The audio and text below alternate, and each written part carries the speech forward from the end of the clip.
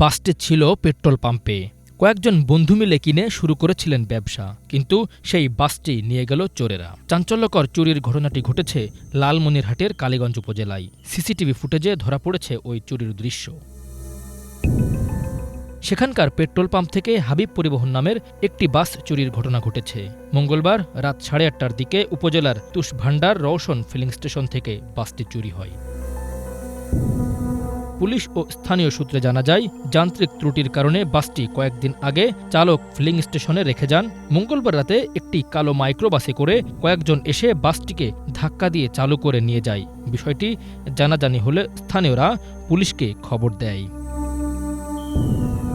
বাসটির মালিক রায়হান জানান, সম্প্রতি তিনি কুড়িগ্রামের ফজলু মিয়ার কাছ থেকে ঢাকা মেট্রো ব 142818 নম্বরের বাসটি কিনেছিলেন। কয়েকজন বন্ধু মিলে ওই বাসের ব্যবসা শুরু করেন, কিন্তু পেট্রোল পাম্প থেকে বাসটি চুরি হওয়ায় তারা হতবাক।